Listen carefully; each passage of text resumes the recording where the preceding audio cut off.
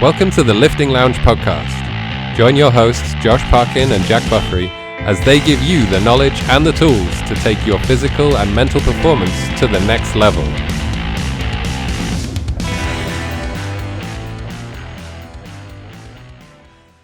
I haven't seen you in ages, mate. Oh my God, you know what? It's been so long since we've attempted to record a podcast. It's been long. It's so long since. Do you know what would have been really bad if this was the third attempt because several things had happened, including a power cut? That would be really annoying. That would, do you know what? That would probably ruin my entire day if that happened. But imagine if we were 25 minutes in, we'd done the tip, we were just coming to the end of Geek Corner, and then I had a power cut and then nothing saved. Imagine if that happened. Do you know what? I couldn't think of anything worse. Yeah. Ladies and gentlemen, if you can't tell by our by our tones, this is technically it's the fourth attempt of recording. But yeah, it is what it is. So we are just we're actually going to be more prepared, which leads me into a description of this episode. So we are going to go into a fit tip about being prepared. We're going to go into Geek Corner about movie props and what we would steal from movie sets in Hollywood. Then in Fit Talk, we're going to be talking about what is happening with our training. Study time is fitting in quite well to what me and Josh are exploring business-wise at the moment and what we're looking to give to you guys. But that is about exercise apps and how actual good they are for people. Then the hot topic of today is going to be supplements, because a lot of people get dragged down the wrong route when it comes to that and think they're miracle workers when they're actually not. But first of all, before we get into that, Josh, let's just, we've already had a little chat, but let's have another one. Jack, how are you, mate? How's your day going? Oh man, I'm so glad you asked. It feels like I haven't told you this already. I'm good. And what I said earlier on, and I'm going to repeat now, is that in typical British fashion, I'm going to complain about the weather because it's been sunny and rainy all in the same day. But I've told you all this, so I'm not going to go too much into it. All I'm going to say is it's been blistering sunshine, then it's been soaking wet, and then it's hard to know how to prepare to go outside at the minute. Yeah, true. I really need to buy some winter. I don't think I would survive in an apocalypse that requires you to survive outdoors in the climate. I just don't think I'd be. Because I'm not ready for that stuff. If I lived in Canada, I would die, I think. I was speaking about Canada to someone earlier on, actually, and yeah, it does get pretty fucking harsh out there, to be completely honest. But maybe one day we'll release a apocalyptic-based program to help us with something like that. Who knows? Yeah, maybe. That's what it is. I just need to learn all this survival stuff. I think that'd be well fun. Yeah, yeah. I don't really know. Do you know how to make a fire from scratch without any lighter? Mm-hmm. Of course you do. Yes, I do. No, I'm not. But Josh, you have got something that is going to help you with the cold now as well. Hopefully, as long as it doesn't carry on leaking. So, what's going on there? Oh yeah, well, I didn't realize that if you get syphilis, you're actually more resistant to the cold. I was eating a fucking peanut, you dick. Yeah, that's how I got it. No, I've got a cold tub. Yeah, I've joined you in the cold tub train. I've got a big oak barrel cold tub that I filled up. I just need it to expand so it doesn't keep leaking water. But apart from that, I'm excited. I'm excited to start using it. I've literally put it right outside my back door, so I'm going to be in and out of that pretty easy. No which excuses. is good. Are you going to do it every day? Is that what the plan is? Yeah, that's the plan.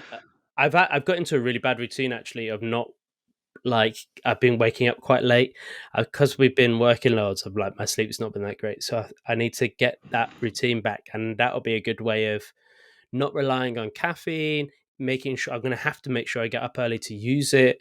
So, yeah, definitely it should be good. I haven't missed a day yet, although I think it was the day before yesterday. I had to had to make it really quick, but I was in there for probably a minute tops. But I needed to do it just to make sure I don't break the routine. Like Mm. that was it. Because again, I woke up late on that day, but I've been 3 minutes every day. Apart from that, I got a thermometer today. I Mhm. haven't told you this yet. It turned up today, and I measured the water temperature. It was probably, what time was it? What time did I get back? About 9, half 9, I think I measured it, and it had a couple of hours of sunshine then, and it was 14.8 degrees. And I've been going Mm. in at like 6 o'clock in the morning, so I'm pretty sure. I had one of our clients message me, and she said her water temperature this morning was 12 degrees. So Mm. I'm guessing mine has been around about that 12-degree mark at 6 o'clock in Yeah. the morning. So it's plenty cold enough, but I do have. I'm going to have to start adding ice soon because I want to get ahead of the cold snap that I know is going to happen within the next Mm. 4 to 6 weeks when it's going to be like 4 degrees outside. I want to be ready for that. So yeah, it's I'm what's excited going to for the be. Go Go on. on, go on. I was going to say, Well, what's going to be your approach to it? You're just going to get in and, like the name says, you're just going to plunge yourself in, or that's the only way that's the problem with a plunge, isn't it? There's not really other way to do it other than just get in the fucker. I mean, You've just some got to get people in. lower themselves really slowly. I don't. I literally swing one leg, the other leg, boom, straight down up to my Yeah. chin in water. Do you know what? The reason I won't do it super fast is because I'll be worried I'll wake all the neighbors up. So I'll just I'll probably lower myself in, but with a lot of heavy breathing, and then and then I think just it's worse when I do that. My problem is it's the moment it hits your nuts, and it is just like Mm. I hate that. That's why I just need to plunge my whole body in, so it's like one whole thing at a time. I was reading about it the other day, like it is good to submerge your head, but if you don't want to, it's at least good to get it up to the base of your skull on the back, and that helps all your like your thyroid and stuff like that. Apparently, I don't know if all that is true, but yeah, it's interesting to it's good, and it's definitely a test of resilience first thing in the morning. But Yeah. I'm strangely enjoying it. I'm strangely looking forward to it. I like getting in it. I'm looking forward to the winter if it gets cold enough where there's ice on the top of it and you Yeah. have to break it to get in. Yeah, I'm looking forward to / dreading that at the same Yeah, time. yeah, It's going to yeah. be interesting to see. I also had an idea with mine because you've got to empty it out. I was going to make a pond in my garden anyway, and I Mm, thought maybe what I could do is have a pipe dug into my lawn that goes to the pond, and every time I empty it, it just drains off into the pond. I don't know if that would kill the makes fish sense. or not, but as why Depends how not give it dirty a you go? are, I guess. Mm. Depends what you're leaking. It depends whether the steroids start leaking out of your skin and into the water, and then having real like jacked fish. Yeah, mate. Let's face it. At the end of the day, if I was on steroids, I'd look a lot different. Fair. That's cool. Well, look, Yeah, that's your entire fitness protocol, isn't it? Steroids and bicep curls. yeah. That's That's what you it. do. Nothing else. Yeah, yeah, yeah, yeah, yeah, yeah, yeah. Oh dear. Okay, so Jack, Hmm. look. Sometimes my tip fails to. It fails its mission. It fails its mission. Sometimes the tip just wasn't ready, and it just didn't do what it was set out to do. And I was wondering if you had any form of information you could give me on how I could better tackle stuff and my tip be less stressed. It's worse than the last time. I know. Oh dear. What I'm going to say, Josh, is be prepared. Okay, that's what I'm going to say. So, yeah, there is a slight bit of irony to my tip today because my tip is be prepared to stress less.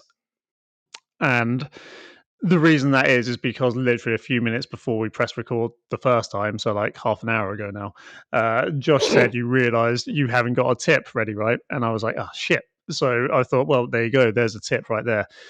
The more you can be prepared for the stuff that you know you're going to be doing, the less stressed you're going to be. And that sounds like really dumb advice because it's so obvious, but it's also so true. If you're not prepared to get yourself to the gym, but you've told yourself you're going to, you're going to stress out trying to then fit it in. Same with like dinner. If you told yourself you're going to go home and have a healthy meal, but you've only got fucking burgers and chips in your house, then you're going to stress out because you haven't got anything healthy to eat. You're limiting your options. So you want to be prepared so you've got the options to do the stuff that you not only want to get done, but need to get done. Definitely. I mean, it's the same old thing. Fail to prepare, and you're prepared to fail. Mm-hmm. You've gotta get that shit together, get it ready, and it works not only in just all of your life, but specifically in your health and fitness. Is if you don't prepare, it's a lot harder to stick to things like your training. It's a lot harder to Mm-hmm. stick to things like your nutrition. If you prepare and get your meals prepped and have your training scheduled and programmed, and you know what you're doing when you're going in, then it's a lot easier to stick to that stuff, and you're more likely to get a better outcome. Yeah. Yeah. And the thing is, like, you can tell what your priorities are by looking at what you prepare for. If you are approaching every night just knowing that you're going to sit down in front of the TV whilst you're eating dinner, which is fine, but if that's the only thing each day that you're preparing for, then you can tell that's your priority. And that's fine if that's what you want your priority to be. But if your priority is to get stronger, fitter, healthier, then you need to be prepared to do those things. And when I'm talking about preparedness, like especially with the TV thing, you're the preparedness in that factor is simply knowing that's what you're going to do when you get home. Like you're prepared Mm, because you know what you're going to do. Some other stuff might be a little bit more hard to prepare, but it needs to happen if you want to start prioritizing those things. I can look at what people's priorities are by what they get prepared for. most definitely. Yeah. So, guys, get your shit prepared. Start Mm. scheduling. Start getting your meals done. Be All of that stuff. prepared, Josh. Yeah, you need to be prepared to start waking up earlier to get your ass in the cold tub first thing in the morning. Yeah, and I you got need to that be little prepared thermometer. to. I'll show You need to be prepared to get your episodes ready. So this is my little thermometer. You can't really see it because it's dark. Yeah. But yeah, literally just dropped this in. It was a tenner off Amazon, and Oh, it's nice. got the thermometer on it, and it has a timer, and the timer stops when you take it back out the water as well, which is good. And yeah, it Nice. was 14.8, I think, this morning. So yeah, I'm going to chuck some ice in it tomorrow morning and really scare my testicles. Nice. But anyway, let's move on to Geek Corner, Josh.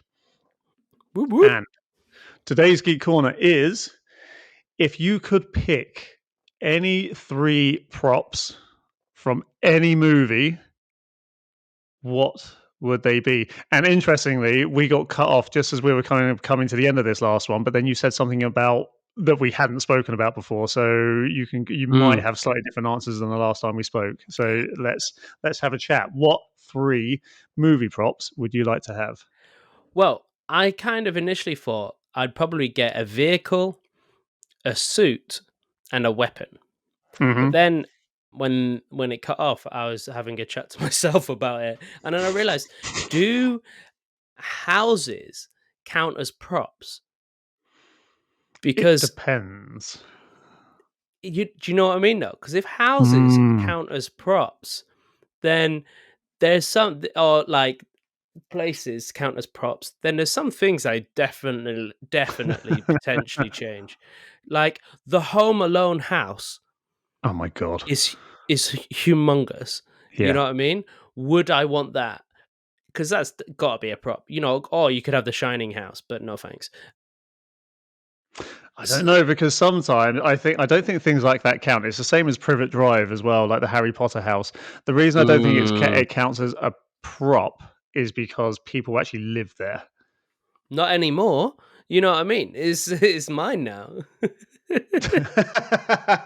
Okay, that's fair.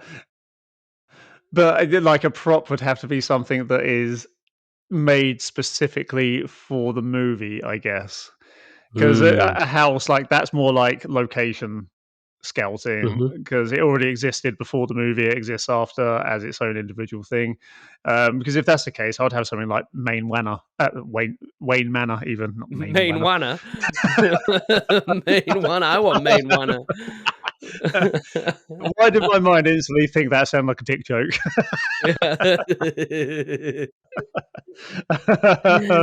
But yeah, I would definitely have something like Wayne Manor or Lara Croft's house from Tomb Raider or something like that. But they're clearly things that have already existed before, and yeah, and they still exist now as what they were. So I don't think they count.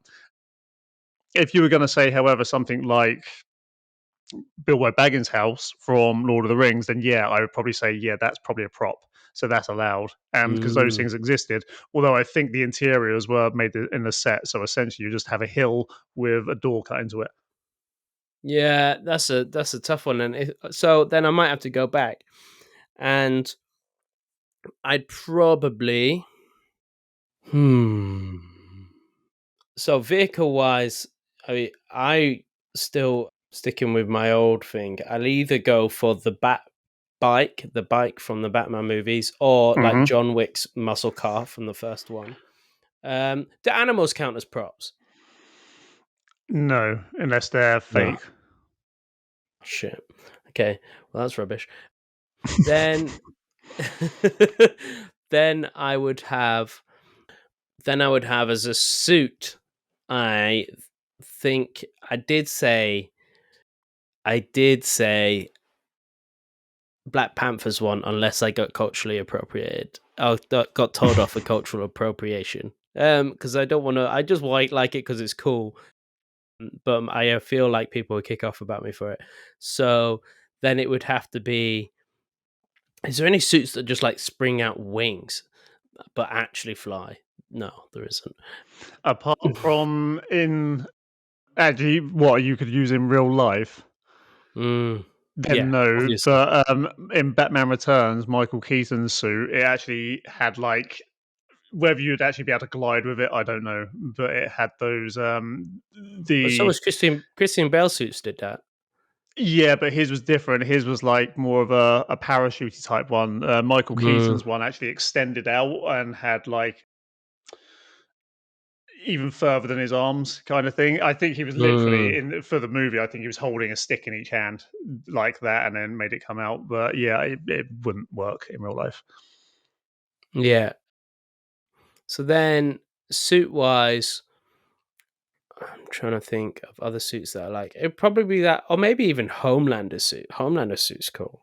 It's a little bit too that's American. Definitely muscle padded. Yeah, it is muscle padded. Yeah. No, I would go. Yeah, I like Black Panther suit. And then for weapon wise, I am still leaning towards some kind of sword or axe from Lord of the Rings. I think. I just think they're super cool, or even Sauron's like massive mace. You know, that would be pretty epic. Yeah. Okay. Okay. So what are your three again? Quickly say again. 3 are either the Bat Bike or John Wick's muscle car, Black Panther's suit, and then a weapon from Lord of the Rings of some kind. Okay, that is pretty cool. Okay, so mine would probably be, I think, and mine would be the same. So, like when you said this when we recorded earlier on, you hit my nails on the head as well. It would be a weapon, a suit, and a vehicle. The vehicle would probably be the Batmobile from the newest one, although the Tumbler would be a very close second because I like the idea of having a Tumbler. Then I think in terms of the suit, it would be suit from the Dark Knight because that one's actually functional. It was the one where he could turn his head properly and actually the suit was somewhat functional. And to be fair, you could use that without the cape and it would actually be pretty cool. And even without the pointy ears, it would just be cool to have that kind of armored stuff, that armored fighting suit. And then my weapon, what did I say earlier on? I said a lightsaber. I said Count Dooku's lightsaber earlier on. However, I've just had another thought about one that would be very cool to hang up on a wall and because it was somewhat operational, and that is the gun from The Fifth Element. that Wow. Gary Oldman sells, because I think that actually worked. I know the flamethrower did, and the like the net launcher did, and it opened up out of that shell. That was fucking awesome. So that would be quite a cool thing to have as well. Mm, mm. Mm, Yeah, that'd be pretty cool. That would be pretty mm. cool. Or maybe Hawkeye's bow and arrow as well. That's quite cool. If it had the like changing things. Oh yeah, that'd be even better. That'd be absolutely amazing. Yeah. Yeah, so I think it would be that. I think it would be either that gun or a bow and arrow from like either Hawkeye's one or something similar. That's cool. That does sound cool. If you could Yeah. have, okay, let's say it actually worked like it did in the film, what would you choose Hmm. then? If you could have anything from just one prop from anything from any film, but it worked like it did in the film, Can it be animated? yeah, why not? Rick's portal gun from Rick and Morty. Oh, I still haven't watched Rick and Morty, but that is a very good shout. He'd just go anywhere. He could just do Yeah, anything. Yeah. okay, that's pretty cool. Now I don't know what mine is. Interesting. Okay. I'll have to have a think about that and come back to that later on. But yeah, that is actually pretty cool. Oh, the DeLorean. There we go. You said that about a car earlier on, but DeLorean time travel as well. That'd be pretty fucking epic. Although, yeah, I'm just going to stick with that. That'd be good. Unless spaceships were actually real as well, and in which case I'd probably have an Yeah. X-Wing. Because who wouldn't want Yeah. an X-Wing? That'd be amazing. I mean, if you're talking time travel, then a TARDIS would be better than a DeLorean. Yeah, this is very true. I've googled coolest movie props, and some of the stuff that's come out is great. One of the first things is McLovin's driving license from Driving Superbad. license. Oh, for Superbad's God's great. sake. You've also got the gauntlet for like Thanos' gauntlet with all the Infinity Stones. The mask from the mask. I tell you what would be a good prop to have actually, Mhm. and not the real version because I want to die. A full size T-800 from Terminator, the Terminator skeleton thing. Yeah, That would actually be a yeah, pretty cool one to yeah. have, like full size. Mm. Yeah, there's a lot of stuff. There is a lot of stuff. Some great ones on there. Anyway, right, let's move on now because I'm just ending up looking at a load of pictures on Google Images right now. Let's go into Fit Talk. And Josh, to be honest, we've mentioned it a few times on the last episodes about our training. We've had brief chats about it, but we haven't really gone into it. So, what is your? It's gone really dark your end. Have you got a light in front of you? What is your training looking like right now? I'm just gonna go turn my light on. Yeah, no worries. I'm back. So, luckily, it's a small room. So, Speedy. my training at the moment, I haven't actually mentioned this, have I? I'm doing a new program. I thought I'd try out a program that was going to really push me and go for it. Something I haven't really done before as well. So, I'm doing Hard Work Pays Off, which is Matt Fraser's program. Mm-hmm. Matt Fraser, if anybody doesn't know, is five-time CrossFit World Champion. Yeah. And he's got a thing, hard work pays off. And so essentially, I'm doing CrossFit. Nice. And loving it as well, by the sounds of it. Yeah, so the program is hard. So it's like 6 days a week, and it's essentially a mix of strength and conditioning, and then the accessories are more like bodybuilding based.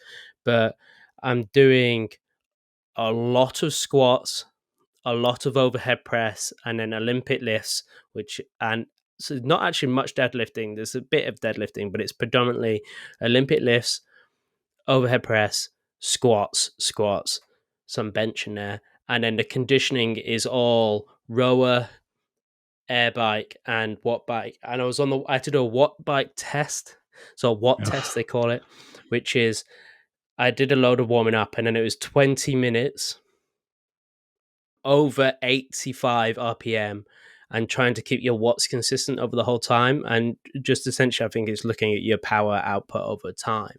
And that was pretty nails. So I did 20 minutes and generally between 90 to 100 RPM and did about 12K. was hard, but it was fun, and a lot of rowing. But yeah, and I'm actually enjoying some of the Olympic lifts, and I'm enjoying snatching, which is weird. I've never really snatched before, but I'm doing a lot of overhead squats, a lot of snatching, squat snatches, all that sort of stuff. So it's good fun. Yeah, I'm only week 2 in, so we'll see. But And the how are you 12-week finding it? plans, Like, what's been the biggest revelation to you since you started doing it? it's good. Uh, It's you need a lot of time to do this plan. So that's the hardest thing. He does have a 60-minute version, so I might switch it to the 60-minute version How many because days a week? 6 days a week. Mm, Yes, so it's 6 days, and it's like it can be an hour and a half to like 2 hours essentially Jesus Christ. if you do everything, you know. So you don't always have to do everything. You can kind of pick and choose. I do the main bulks of it, so it's hard. What I found is I my condition isn't as bad as I thought. Do you know what I have found is I'm not as mobile or as nimble as I used to be, which is Mm, really, really fucking annoying. Like yeah. my ability of getting up and down and like off the ground and moving around like that. I'm like, what the hell's going on? I used to be like super quick. And I guess that's what happens when you don't do this stuff. I've been spent so long just doing like powerlifting, bodybuilding esque workouts, which are great, but it hasn't got me ready for this kind of stuff. So I need to keep going at it essentially. Mm. It's interesting because I'm still doing my Milo challenge. I haven't really spoken much about it, I don't think, but Mm. I'm now on week 10 of Milo. So Mm-hmm. that 10 weeks has gone fucking quick. So now It every has, day of yeah. this week, well, by the time this comes out, actually, this is going to be week 11. But every day I'm doing 5 days a week anyway. I'm doing 10 pull-ups, 10 burpees, and 10 at will rollouts, and I found exactly the same thing for the first 3 weeks. My speed of burpees was Mm. shocking me how slow it was. Mm-hmm. I'm much speedier now. It hasn't taken long to get some speed back, but I could not believe how just fucking slow I felt. Like it felt Mm. like my pop had just gone, and I was like, "Well, Yeah, what's yeah. going on here?" So yeah, like exactly like I said, like if you don't use it, use it, you lose it, and that is exactly what happened with that. So even that little bit has highlighted to me, and I've been saying to you, I've been watching you do your conditioning, and again, curse of the PT, we want to do everything that we're not doing. I'm I'm looking forward to getting some conditioning in, like when I'm done with the Mm. phase that I'm on at the moment. So, but yeah, yours looks nails. So, how much of it are you following that plan like 100%, or are you adding some of your own stuff in? Like, what's happening? No, I'm not following it 100% because, like I said, it's a time thing, really. So Mm, essentially, the way he does it is you've got like a warm up, your main bulk, your like strength, your conditioning, your accessories, and then a bonus bit. So there's like fucking shitloads. mm, So time wise, I'm not doing it all. I'm trying to get the strength, the conditioning in, and the accessories in, and then if I can't get the accessories in, I can't get them in. But I'm also trying to add in my own like grip training as well because my grip's shocking at the moment. So I want to try and improve that and eventually get into some kind of arm wrestling style training. So I'm adding in that as well. But I'm not following it like fully to the T. I'm just following it as much as I can and getting the main bulk of things done, making sure I just get the mm, strength and the conditioning done because we haven't got a huge amount of time in a day, so and it's good to yeah. realize that, I think, and then luckily for myself and yourself, we can easily look at things and know what's necessary to do and what isn't. Hmm. So it's yeah. So I'm doing just essentially doing what I can out of it. Yeah, that's really good. That is really cool. What about your training? What are you doing? So at the moment, I'm basically doing a bodybuilding split. If I'm honest, I Mm-hmm. have got push legs pull. I run that twice a week, so it's 6 days, and the first half of the week focuses more on bilateral. So you're looking at barbell squats and stuff like that, and then the second half of the week is focused more on unilateral. So single leg split squats and what have you. And I'm really enjoying it, but I do want to add some conditioning in. At the moment, I don't want to stop doing the plan I'm on because I'm quite happy with the results I'm getting. It's the first real push for kind of any type of bodybuilding type thing I've done since I've done the powerlifting, and I'm getting way better results this time around than I did last time I tried it. I think because my base level of strength has gone up quite a substantial amount, which is good. Every now and then I will do a little bit of test of just some strength moves. So I think I mentioned in the last episode, in fact, I can still with relatively ease like deadlift 220, which was a good sign for me because when I come into my next powerlifting phase, I'm going to be aiming for a 250. I am building up my squat. So I was actually squatting in the gym earlier on, even though it's unilateral day to day. I'm doing my unilateral stuff later. I was barbell squatting today, and it's still weak in terms of what I've done in the past, especially compared to my 1 rep max, but I'm comfortably squatting 120 and making sure there's no breakdown at all at the moment for reps. Nice. But I do want to get that up to, I want to continue that quality of movement at least up to 150. And because the last time I tested my 1 rep max squat, I got either 165 or 167.5. I can't remember. That was back in February. But it was still would have counted as a squat, but it wasn't a pretty squat. And I want to get up to that kind of level with making sure like my form is just absolutely locked in. Yeah. But yeah, so that's me at the moment. And I'm obviously doing my Milo still. That's 5 days a week. I'm doing mobility. I'm not as hot on the mobility as I should be. That is a definite. I'm probably getting, I think last week I got 3 out of the 5 in. So yeah, I need to dial that in a little bit more. Again, it's just time. And one thing I was thinking of doing is doing my mobility directly after my cold plunge. But obviously I need to warm up the muscles and stuff first as well. Yeah. And it's a matter of time in the morning. I don't necessarily have that time. So it's juggling time, trying to work it out how I'm going to fit it all in. But the next big thing I'm going to be looking at is conditioning, because that is a very low point for me at the moment. Yeah, and we got an event coming up soon that we need to be ready for. So That doesn't bother me. I think that'll be fine. So yeah, end of October we've got like a Kerno. It's called the Kerno Killer, which is an obstacle course race. But there's so many obstacles. Like the running is going to be so minimal, and plus we're going to be helping everyone else anyway. So yeah, I don't think that's going to be that much of a problem, if I'm honest. It depends what we'll see. Yeah, we'll see. I'm just blowing out my ass by the time I get to the checkpoint. It's a good point. I best start running. It dawned on me yesterday. The other day, sorry, last week. I haven't actually got any running shoes, so I bought a pair of trail running shoes, Salomon ones, and I've had the last 2 generations of these shoes, and they've worked really well. But the newest generation, I think it's the 5 or something like that. It hurts my knees when I run. So it was after a couple of runs, my knee just starts to feel a little bit tweaky. So I actually need to buy some new trainers that I can go running in. I don't have any at the moment. For the Warrior run, I'm just going to wear one of my old pairs of Solomons because they're still actually usable. They've just got a couple of little holes in them. So yeah, that's the next thing. But rowing machine is probably going to be the next thing I add. Yeah, I mean that'd be good. Yeah, rowers are good, man. Rowers are really good. Yeah.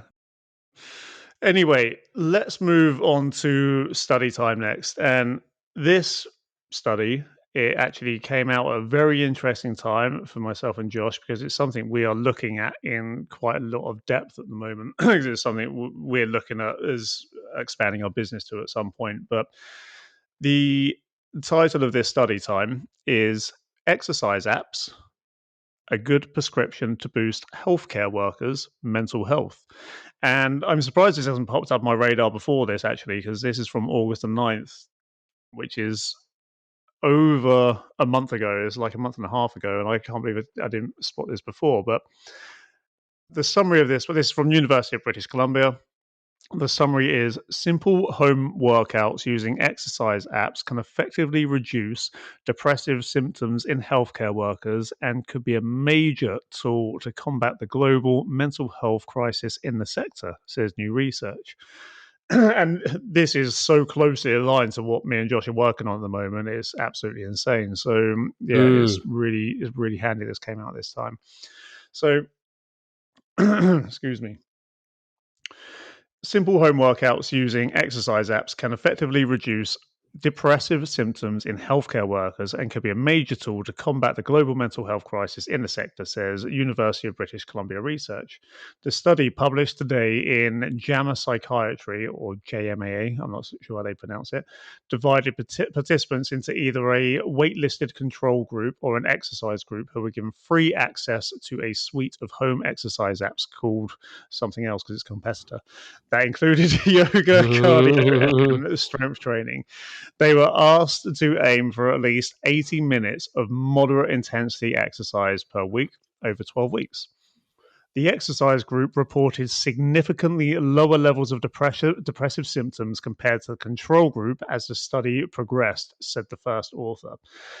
The majority of the participants in the study started very high on the scale for depressive symptoms compared to the general population, so the changes were actually quite amazing to see. The positive effects were most pronounced among participants who completed an average of at least 80 minutes of exercise per week, which, I mean, I think that in itself is amazing. That's like, what, 3 20-minute workouts? So, 4 20-minute workouts, sorry. And yeah, that's really good. In addition to depressive symptoms, the researchers measured burnout symptoms and sick days over the 2-week period prior to the beginning of their participation in the study and every 2 weeks during the trial while the exercise app tracked participants' workouts.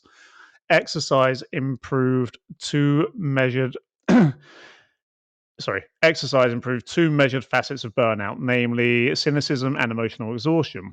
The exercise group also reported fewer sick days than a control group. While previous research has shown that exercise can improve depressive symptoms, researchers said behavioral approaches such as exercise were missing in the mental health initiatives offered by healthcare institutions around the world to address COVID-19's toll on their staff's mental health, which, as we all know, was mental in the healthcare sector.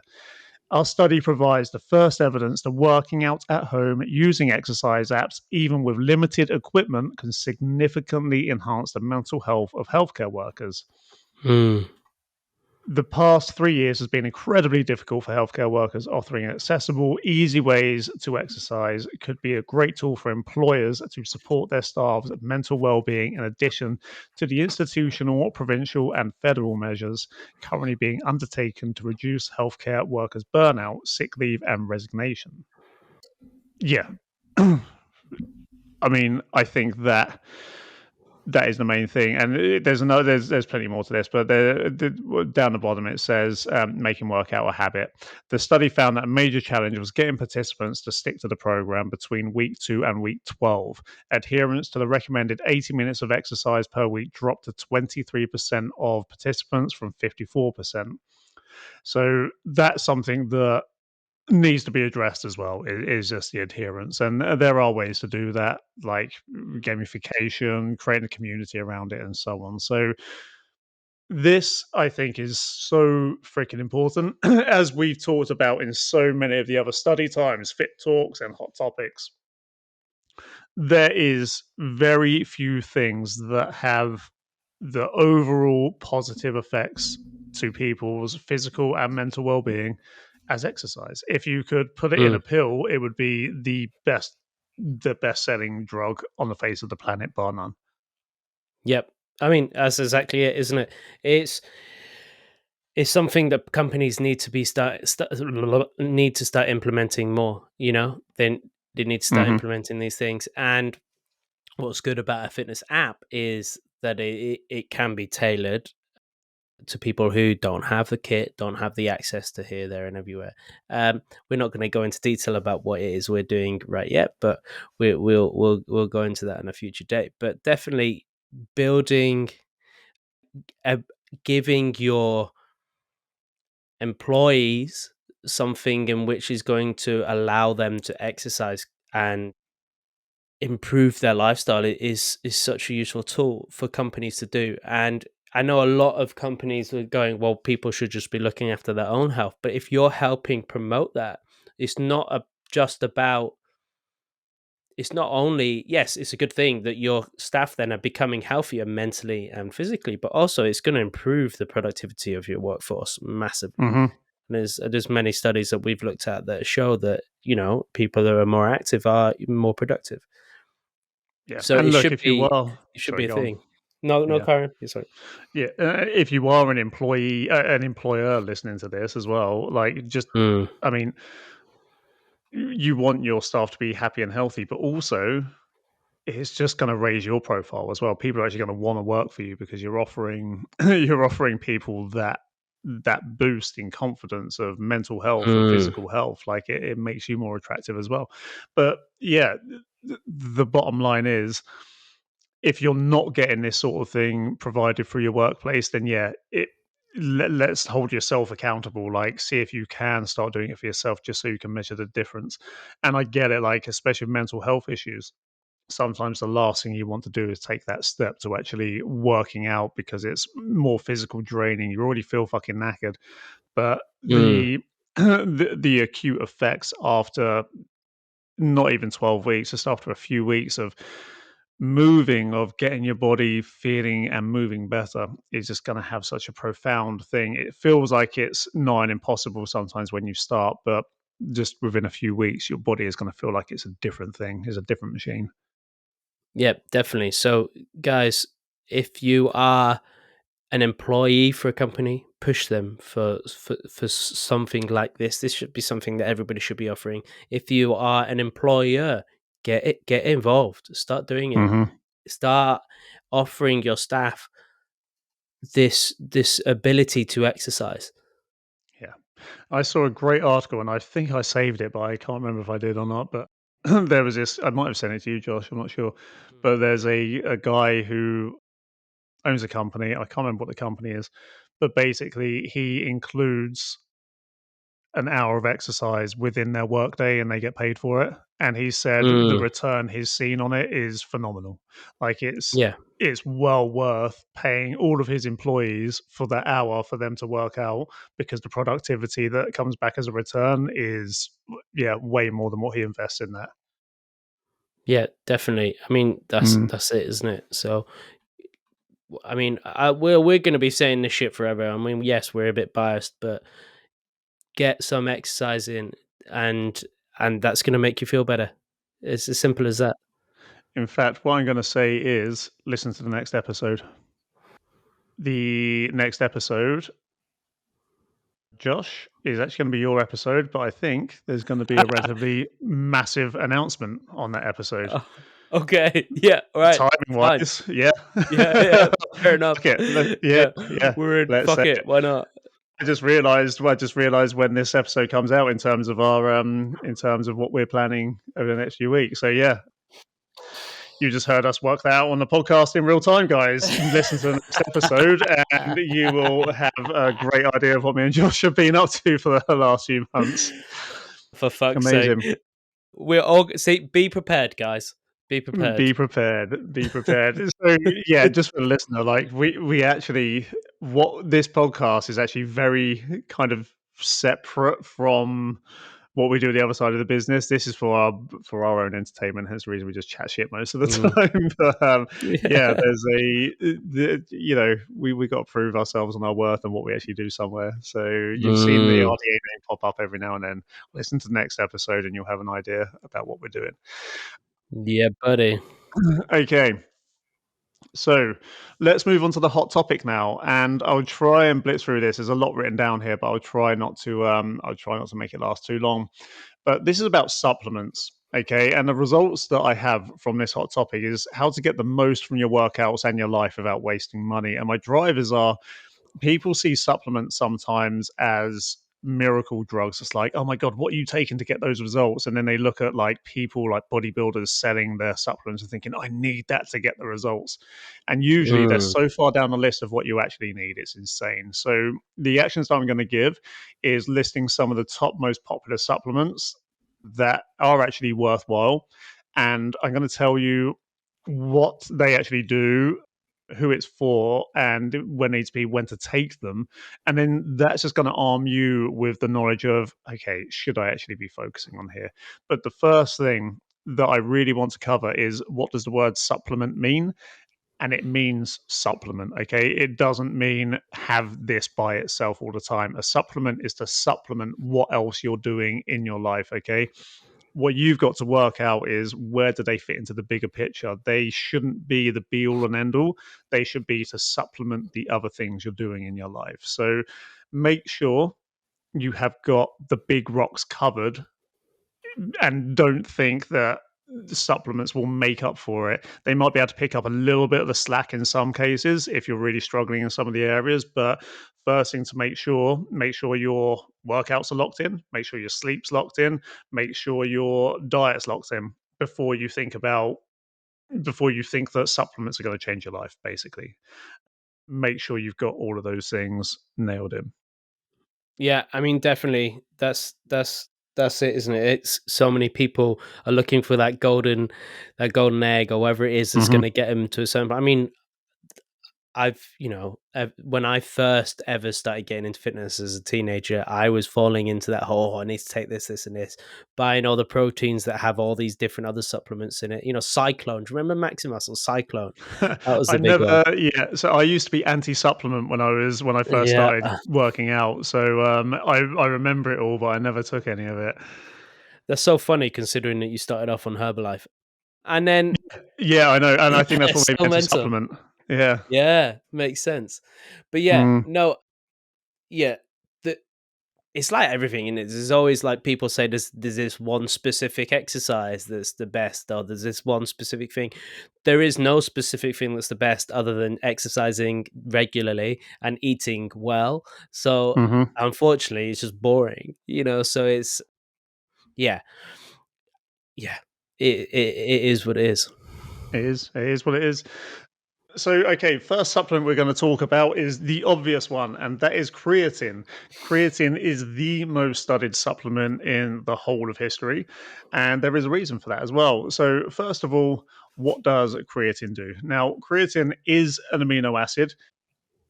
It does so much, but some of the stuff it does, it enhances the muscle's ability to produce energy for strong explosive movements. If you listen to our episode on energy systems, you'll hear us talk about the phosphocreatine system, and that is basically what it's doing. It's supplementing that system, adding extra creatine to that phosphocreatine system to assist in sharper, harder muscle contractions.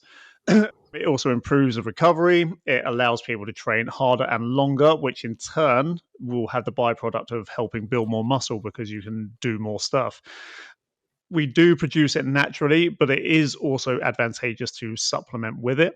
And it's also coming to light in recent years that there are cognitive benefits such as brain recovery and sharpness, which makes sense because it's all part of the same system. So, what's going to affect some things is probably going to affect others as well.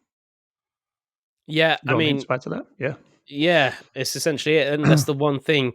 It's so funny with creatine. For ages, everybody's like, "It's basically steroids. What you're Yeah. doing, it's gonna kill you." All of this sort of stuff. No, it is the most, and people are still surprised to this day when I tell them it's the most researched supplement. It's got hmm That's what it is at the end. It's good for you. It's not a bad thing. And what's great about creatine is it's cheap. Yeah.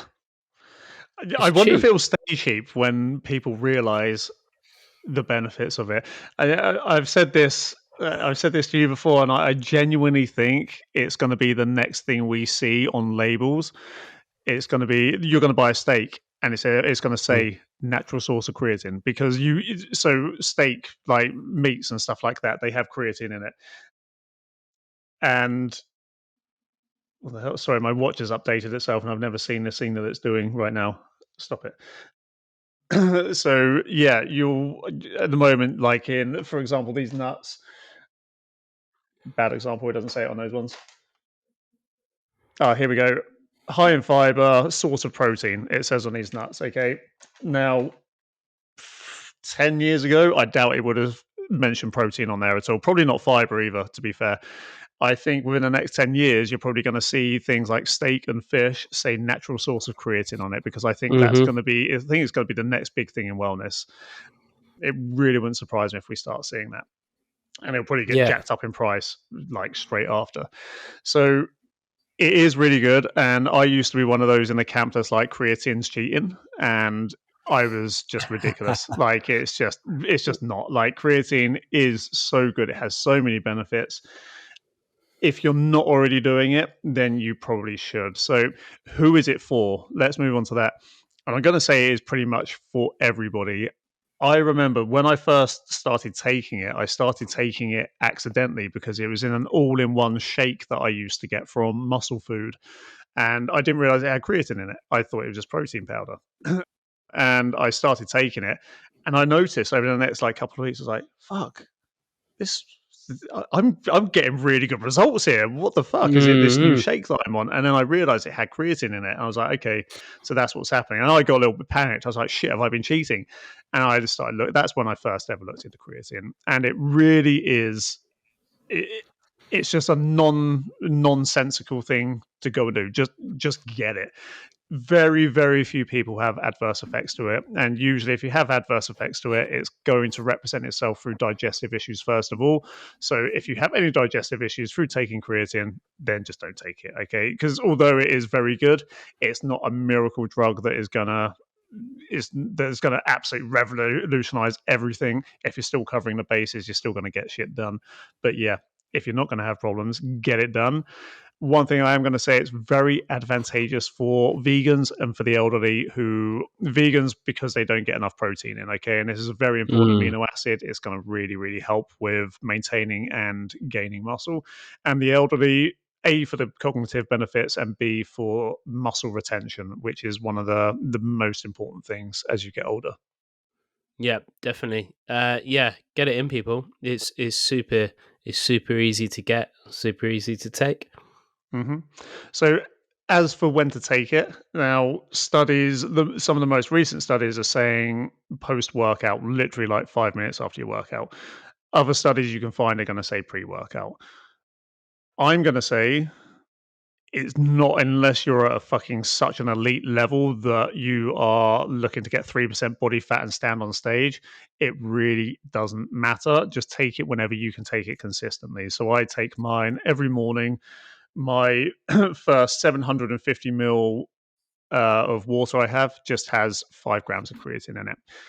And when we're talking about the amounts, this is the only one I'm going to go to the amounts with, by the way, because I don't want to go into the maybe with protein as well. The rest, I'm not going to go into the amounts because that I don't want to get too prescriptive with some of the stuff, because some of the stuff you might want to speak to health professionals with. But with creatine, the only reason I'm going into this is because on most of the packaging, it says do a loading phase where you go for like a week of 20 grams per day or something like that. And the thing you got to understand about creatine is that our body makes it naturally, and it also comes in most meats, beef being a really good example of one. It's a cumulative buildup of creatine. That's why it says have a loading phase. I don't reckon you should bother with a loading phase. 5 grams a day, you'll build up your base levels anyway, and then you don't have to worry about phasing on and off it. Just have 5 grams a day. That will sort you out. But remember, it is a cumulative build-up, so it's no good if you have it once, then forget to take it for 3 days, and then have it once again, forget to take it for a week. Probably not going to have many benefits at all. Try to get 5 grams every day consistently. Yep. And also just be wary if you're on like a cut that the first week, maybe 2, that you take creatine, you do retain a bit more water, so you might end up like putting a little bit of weight on, but it's not due to you just putting fat on, unless you're eating over your calories.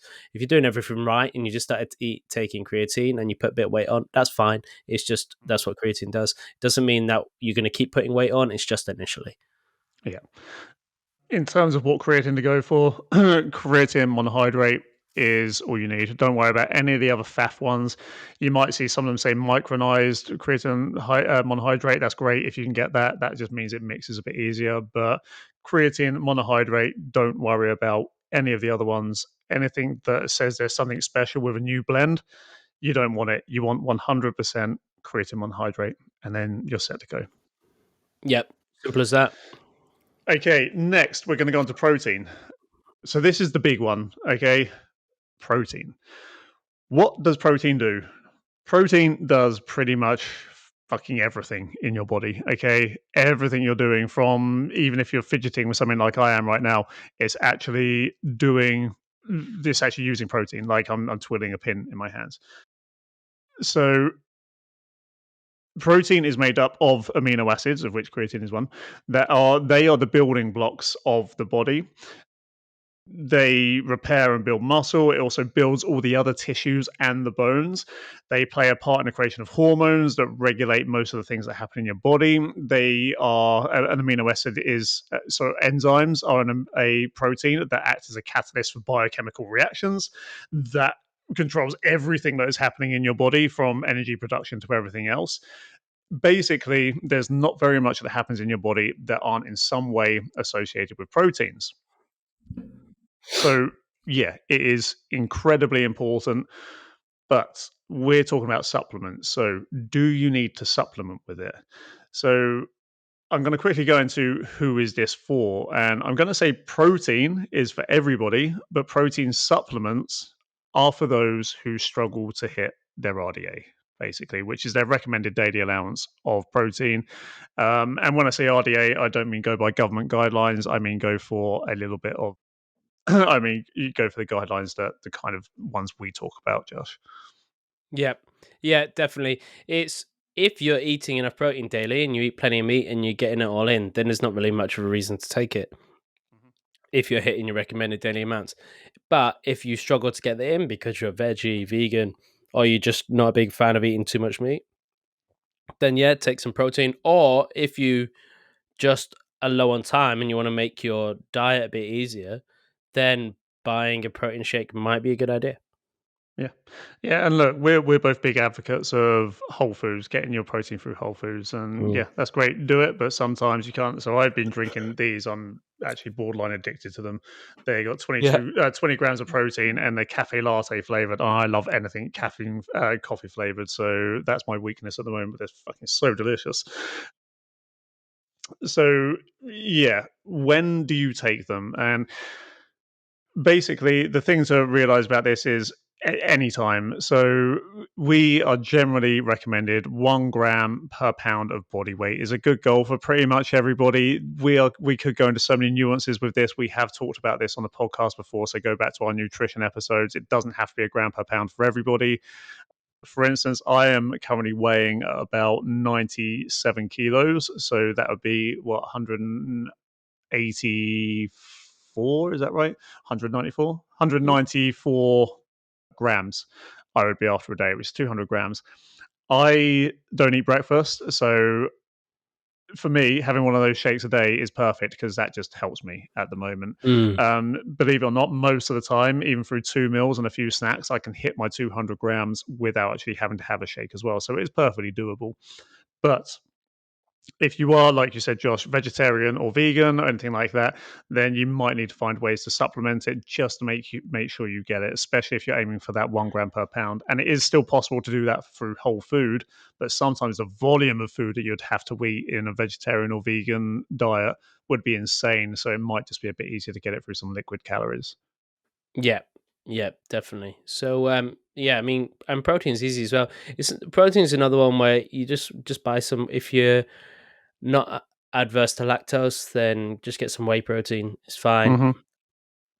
There's different options. You know, you can have whey protein, you can have casein. If you're the times I recommend casein to people is either before you go to bed, so you're getting something overnight, or if you don't think you're going to be eating for some time, so say you've got a busy day of work and meetings and stuff like that, then having a casein shake before you do that is good because it's a slow release, so it will stave off hunger for a bit longer. Yeah, I did actually write about casein somewhere. I must have deleted it by accident. Mm. Yeah, look, there's so many different types of protein powders out there. You can get pea protein, egg protein, rice protein, casein proteins, whey proteins, all of that stuff. The first thing you need to find out is what you can digest the best, because Mm. you're going to be more likely to stick to that. Okay, but then, like Josh said, if you're having it just before bed, then casein is going to be better in the way that it slowly digests. Or, like you say, if you're not going to eat for a long time, casein is going to be better for that. But honestly, again, this is the same with some of the other stuff. Unless you're at an elite level, find one that you can get along with, that you can digest well, that tastes good, and then you've got 99% of your bases covered with the protein powders. Then, so again, not needed for everybody if you're hitting it through whole food, but it can be a good supplement if you need to hit that target. Next, we're going to go on to something that's pretty much the same thing, but this is amino acids. And what do they do? And that's pretty much what protein does, okay? Because proteins are amino acids. Who is it for? Amino acids are basically good for those who don't get any animal products in a diet. For a start, that's a really good place to be, because getting a full amino acid profile, and we're not going to go too much into that now, that could be a whole episode in itself, but an amino acid profile, you want a full one every time, and most plant foods only have one or two of the amino acids in it. You want to get the whole profile of, I can't remember how many it is off the top of my head. You want to get that whole amino acid profile. It's harder to get for a vegan or vegetarian diet. So if you want to supplement with amino acids, that is actually perfect. Another time you might want to try amino acids is if you work out fasted, because if you aren't already having protein in your system, then amino acids will just perhaps stop you losing any muscle.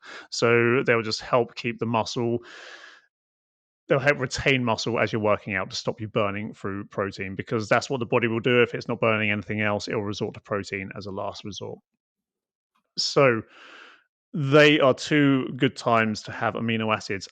Other than that, probably not needed for 99% of people. Amino acids are one of those things that got really fucking popular in the early 2000s to like a bit later on through that decade, and they don't do anything. If you're hitting your protein target, amino acids are pointless. You really don't need them, so don't waste your money.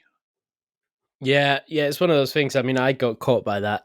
I got caught in that when I was younger.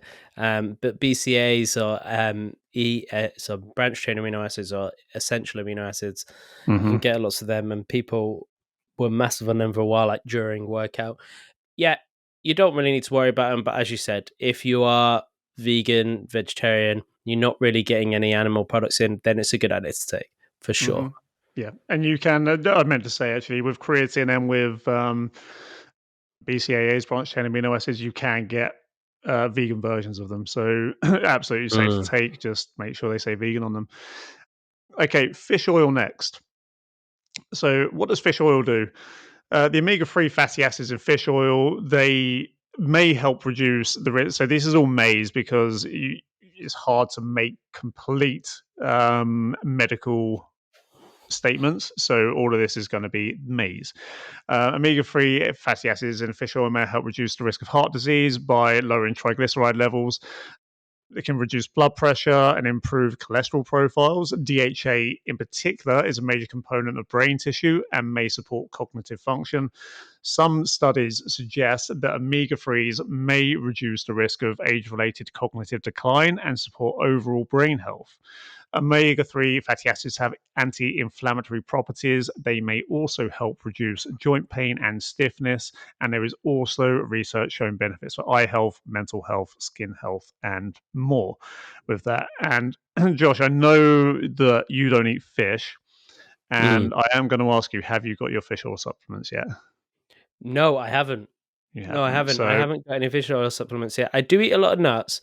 No, nuts? I haven't. Yeah, my issue is, do you know what it is? I'm going to be completely honest here. Is if I buy any more supplements, I think my wife might divorce me. So, that's exactly it. It's just money, you know. Yeah. But I wish I liked fish, and if I did, I'd eat fish all the time. But I'm just not a big fan. Yeah, it is a thing. I know quite a few people who don't like fish, and I don't understand how people. Do you like sushi? I've never had it. Oh God, you're missing out so much. Okay, so who's it for? It's for people like Josh. Okay. To be honest, like most people, it could benefit with fish oil, especially people who don't eat fish, nuts, and seeds.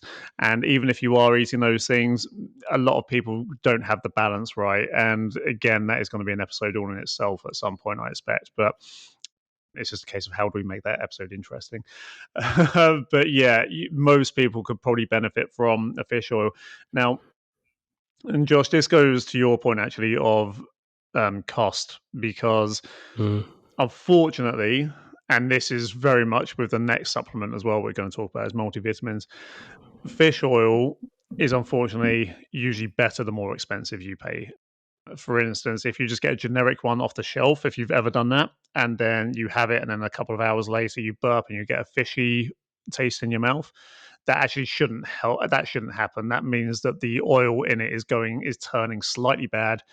You shouldn't get that fishy taste with a burp when you're digesting it. So it is one of those cases where you would want to spend more money than most people would like to spend on it. So the more you can get through Whole Foods, the better.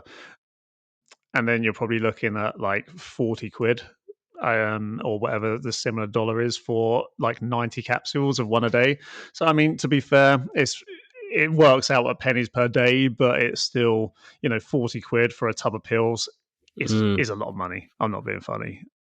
So yeah.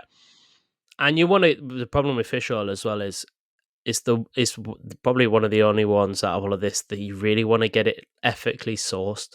Yeah, because you want to get it from more a good expensive area. again. More expensive again, because some of them, all the cheap ones, will be from shit like fish farms there, where the fish are just really bad, essentially, and it's all done in a bad way. So because yes, it's not good for the fish and it's not good for the planet, but also it's just not good for the quality of the oil you're getting. So it's better to if you can, find the most ethically sourced fish oil possible. Yeah, and again, if you want to make it last longer, then the days you're eating plenty of like flaxseed or some sort of nuts, or like a portion of fish, then maybe just skip those days of your tablets, just make it last that little bit longer. But again, it's something that most people should have. In terms of taking it, pretty much any time, but it's usually best to do it when you're digesting something else. So don't have it on an empty stomach most of the time, just because it might not digest properly into your bloodstream. So try to have it with some other food at the same time. Okay, and the next one, multivitamins. So this is a real broad topic, to be fair. We could actually break down all of these into their own sections, but I'm not going to. I'm just going to say, what do they do? And that all depends on the blend. But usually you'll have B vitamins for energy production, C and D for immune function and bone health, K for cell health, including bones as well. K also helps with blood coagulation if you're bleeding, and it may help prevent calcification of the arteries, may be important for brain health as well. Then in some, you also get zinc, which is vital for the immune system, cell division, tissue repair, protein synthesis, reproduction health in both sexes, and acts as an antioxidant. So multivitamins are, again, in the same vein as fish oil. You get what you pay for on this. If you get a cheap multivitamin, then unfortunately, they don't have to state this on the tub. The main bulk of those is going to be made up of what is called fillers, and that is the binders that hold all these things together. And if you pick a pill out, up to 90% of that pill could be a binder, and only 10% could be the multivits themselves. So unfortunately, it's another case of the money, what you pay for it does definitely relate to the quality that you're getting. But I would say everybody should, if they could, have some sort of multivitamin, because it really, you're filling the gaps basically in what you're not getting through your diet. Because in today's world, where fruit and veg is transported halfway across the world before it gets into your face, it's lost so many of its nutrients just through being in travel and transit, that you're definitely going to have some gaps in your diet. So being able to fill those gaps with a decent multivitamin is a really good idea to cover most people's bases. Same with fish oil as well. It's sometimes beneficial to digest it with something else in your belly, although some brands it's not always, you don't need to do that. So it's whenever you can keep consistent with it, basically. Yeah, and it's just one of those is if you can just get a varied degree of meats and vegetables and fruit and stuff like that, then you'll cover most of these. However, it's very hard to hit everything that's recommended in terms of vitamins and stuff like that. So just taking a multivitamin might be a good idea. But the other side is, don't let that stop you from having a wide variety of fruit and vegetables and eating a variety of different foods. Yeah, and the other option is you can get some shakes. For instance, you've heard us talk about athletic greens quite a few times. That would cover all of these things plus way more, but that is Mm, pricey at like £100 a month. So it's mm, again, this is like priorities, and usually you're going to be better off covering the bigger rocks of sorting out your general nutrition first before thinking that supplementing with multivits is going mm. to save your life through everything else. So try to sort out your main diet first. Next one, I just realized I haven't written notes for the next two, but that's okay. Theanine. Theanine has become one of my favorite things. So, and this isn't something you hear about all the time. I just put this in. So these are kind of honorable mentions, actually, to be honest, from now on. I've got a couple of other honorable mentions, but theanine for me has been a game changer. So, theanine, it almost acts like a bit of a regulator. It can lead to better sleep and stuff like that. But for instance, if you have theanine with caffeine, then it will take away the peak of the caffeine high and instead regulate it. So it's smoother. You have a smoother up, and then it lasts for a smoother amount of time, and then a smoother down, as opposed to a big caffeine high and then down. But also it tends to do that with things that you'll have. So for instance, if you have it with something we're going to talk about in a minute called magnesium threonate, magnesium threonate can actually help assist with sleep. And if you have theanine with it as well, theanine will actually regulate that sleep even more to a better degree. So theanine acts as a bit of a regulator for things that are already going on in your body. In terms of when to take it, it depends on what you're taking it with for most people. So it's really, I use it pre-podcast recording most of the time or pre-heavy work session. So I have these pills called MindLab Pro, and theanine is a very active ingredient in it. I have it then with a coffee, and that just keeps a nice mellow caffeinated high instead of just making me feel a bit buzzy. Yeah, I mean, that's something I've never taken is theanine, but I have heard Mm. great things about it. So yeah, if you think it's going to help you with your focus or you're trying to improve your sleep, then go for it. Yeah. One of the things I would like to try, I would like to try it with an edible to see if it maintained the edible high. As I've only tried edibles once, maybe twice in my life, THC edibles, and I didn't like it very much. I used to smoke weed when I was younger, Mm, and yeah, that was okay. But an edible gave me a whole other experience. But I'd be mm. interested to see whether theanine had the same effect with that sort of thing as well. It'd just be interesting to know. I don't know Yeah, what the give answer it is for that. one way to find out. Next on the honourable mentions list is psyllium husk, and this is one you've heard us refer to lots of times. And this is a fibre supplement. Most people don't hit their fibre. Psyllium husk is a cheap and easy way to bring that up. So yeah, if you're struggling to hit your fiber content through fruit, veg, nuts, seeds, stuff like that, then psyllium husk is gonna definitely help that out and just help you get to those 25 to 30 grams that you need to get per day. Yeah, definitely. Psyllium husk is great. It's just be careful with it. Make sure you start really small. Don't go nuts on the psyllium husk because it can mess you up. So just take a small amount, see how your body reacts to it. Maybe this is one you talk to the doctor about first. If you have any form of bowel issues, I wouldn't suggest it. But if you've got normal guts, then give it a go. Yeah, why not? Next on the honorable mentions, magnesium citrate. So this is one of the normal magnesiums that people have if they say they're supplementing magnesium. This is the one that is usually used. It's one of the most easily absorbed forms of magnesium, and it plays a crucial role in energy production and supports muscle and nerve function as well. If you have too much, however, it's also known for its laxative effects, so be careful. But yeah, Mhm. it is good. A lot of people are low in magnesium, so magnesium is popular with a hell of a lot of people.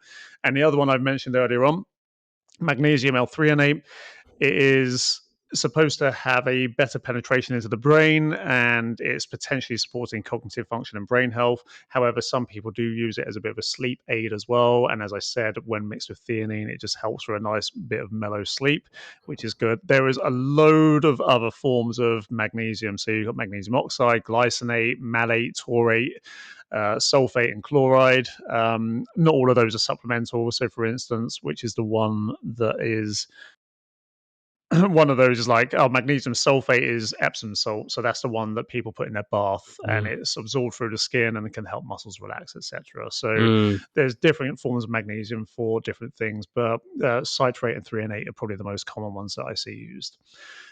Yeah, And the next definitely. one, sorry, yeah, if you've got anything to add to No, magnesium, Josh, no, sorry, I spoke over no, you no, then. no, no. That's fine. Carry on. And finally, glutamine is a non-essential amino acid. And so when we say non essential amino acid, that means the body can produce it naturally. An essential amino acid means we can't. So essential amino acids are things that we actually have to ingest, which I should have covered when I talked about the amino acids earlier on. But yeah, glutamine is a non essential amino acid, meaning we produce it, but that's the same as creatine as well. Doesn't mean we can't supplement it. I used to take it quite a lot of the time, just it's supposed to be good for gut regulation. I didn't really have any gut problems, but I thought, well, what's to lose? And it also helps with protein synthesis as well, immune system rapport, intestinal health, energy production, detoxification, brain health, wound healing because it helps with tissue repair and antioxidant support as well. So glutamine is one that, again, it's relatively cheap, and if money isn't necessarily an option, you can afford an extra 15 quid a month, however it is, then glutamine is actually quite a good one to add. I just forgot to reorder mine, which is why I haven't had it in a while. Yeah, no, I haven't had glutamine before, but I've heard Charles Poliquin used to have like a fat loss shake that would be like protein, creatine, and then glutamine, and then you titrate the glutamine to a certain level, and he reckoned that was big on fat loss as well. Yeah, it probably would be. I don't know what reason it would have been for, but I expect it was Mm, maybe something to do with a detoxification thing or something like that. But yeah, mm, I used to have it in my morning shake with, so I'd have creatine, glutamine, and my multivit. That would be my first drink of the morning, every morning. And now at mm. the moment, it's my multivit and creatine. So I should probably just pick up some glutamine again. Yeah, well, why not? Give it a go. Guys, I'm not going to lie. I'm not going to recap this this hot topic because there is a lot to it. But we've talked about creatine, protein, amino acids, fish oil, multivitamins, theanine, psyllium husk, magnesium citrate, threonate, and glutamine. So if you want to hear more about that, just go back to the beginning of the hot topic and you can hear our take on that. But again, I just want to stipulate that despite all the benefits that we have just been over, and yeah, they will help you in some regard or another, unless you've got your big rocks like exercise, diet, and sleep sorted out, this ain't going to matter a fuck. Like, get those things sorted out first. Mm. And these things are like the cherry on top, so make sure you get the cake ready first. Yeah, definitely. Get nutrition, sleep, stress, and training. Get it involved. Get it done. Fuck yeah. So, Jack, So Josh, I I worked at a bank once. I don't know if you knew this. I used to work at a bank. I always knew you were a banker. Yeah.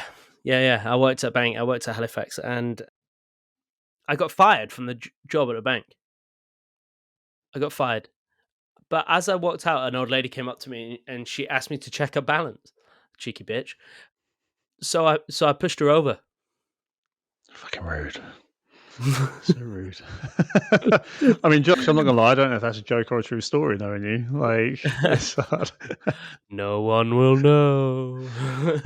me and Josh recently, I've been sending Josh has sent me some quite questionable humoured reels in the past. So I Hey, thought I would look. It's not me, it's the algorithm. It's the algorithm. So I thought I would send him some as well. And I know as much as he would like to use some of the jokes that I've sent him on this podcast, they're too much for even us to go down. What I will say is if you if you wanna what's his name? Oh, I can't find his name. But Gary Delaney, if you want to be seriously offended, and I mean even more so than what Jimmy Carr would offend you, search for Gary Delaney jokes, and Jesus Christ, they are so bad. So And bad. if you want the worst of the worst reels known to man sent to you on Instagram, then just follow me, okay? Josh from the Lifting Lounge. Dear Josh, where else can they find us apart from your Instagram? They can find us at the RDA System on Instagram and Facebook and TikTok. And if you want to ask any questions regarding the podcast, have any topics you want us to cover, go to the Lifting Lounge and Facebook groups. It's a Facebook group called the Lifting Lounge. And we're also on YouTube, the Lifting Lounge podcast, as you can see if you're seeing us now. Yeah. Guys, if you are watching us, please hit that notification bell. Leave a comment for us as well. We'll try and reply to every comment, actually. And I think we got our first troll, didn't we, Josh? You never told me, actually. Go on, Yeah. tell me what You know happened, what? because you told me something that Here we happened. go. This is the second time I've done this now. I'm calling out some fucking prick on TikTok. Do you know what? We keep getting people on TikTok every now and again. I didn't realize as well. So TikTok stops some comments if they're offensive and you have to approve them. I didn't realize that was a thing. So this guy commented on our page. I did a video about changing the angles to hit different parts of your arms, because that's a fucking genuine thing. And if you know nothing about fitness, you know that is a genuine thing. And he commented something stupid like, not how it works.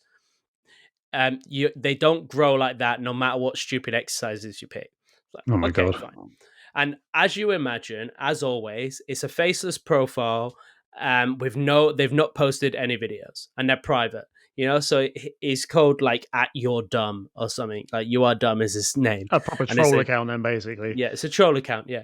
So he commented that. So I commented back, going, "Amazing. How does it actually work? Then I'd love to know."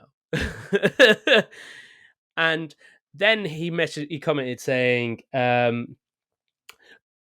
you couldn't handle my comment, so you deleted it or something. And then I went in, I was like, I haven't deleted anything. So I looked into his thing and I realized that it was an approved comment. And as typically you would expect, instead of actually coming up with an intelligent response of why that doesn't work for growing your arms, he just decided to insult me. And apparently I look like a divorced dad with 3 kids that's not happy about anything and just wants to go to the gym to feel better about themselves. You're on mute, by the way. Oh no, sorry, that is fucking amazing. Yeah. I wish we'd spoken about this at the beginning of the episode, because that is a fucking Yeah. great story. What a fucking prick. So, Oh I mean, my I commented God. back saying, sorry, TikTok made us approve it, which is not surprised because you couldn't provide an intelligent response and went to lackluster insults instead. But don't worry, I've approved it so the world can see how great you are. But yeah, you know what? Fuck them. What I am going to do, and I'm promising this to everybody now, right? I know it's not a good look. I know it's not a good look, and I may seem petty, but when I am rich, right? When I am fucking rich, I'm hiring somebody to find out where these people live, and I'm going to their houses. Oh dear. Well, so bad. It is so It's bad. it's It's so. actually me, I think Josh. I just created a load of fake profiles and I'm just fucking trolling you completely. You know, right? It's probably some like 13-year-old boy somewhere yeah, in like it buttfuck is. nowhere. Mm. It's the same because I didn't realize about that approved comments thing as well. And actually, one of our really, really old TikTok videos, which is about how to do lat raises, it's so funny. I think it must only be the fitness world where people think they know everything about the fitness world and like don't realize that because we're relatively new on the social media scene, people have no idea that actually we have decades worth of, you know, Hmm. training people behind us, so we actually know our shit. And it was a lat raise video, just how to do lat raises, and we went, actually, you should lean forwards and and pull your arms further back, or else it's going to go into your traps. Get educated, bro. I'm like, dude, it's just like, shut the fuck up. Also, like, it's people think there's like one linear way to do everything in fitness, and like they may have watched one guy on YouTube and be like, well, actually, this is how it is. And it's like, it's more nuanced than that. There's so much. You're a fucking idiot. So unless you have something interesting to say, just shut up. Although I probably do look like a divorced dad who has 3 kids. That's discrimination. What the fuck's wrong with a divorced dad who has 3 kids? Yeah, what the hell? Yeah, you know, fucking represent, motherfucker. Like, yeah, we'll represent those divorced dads. Yeah. Fucking great. Yeah. Well, guys and girls, please leave us some nice, kind comments, or don't, and Josh will hunt you down and kill you later on in life. But yeah, leave us some comments, leave us some ratings, reviews, hit the notification bells, share the shit out of us, and just generally be good people to each other and to us. Otherwise, yeah, as previously said, Josh will hunt you down and kill you.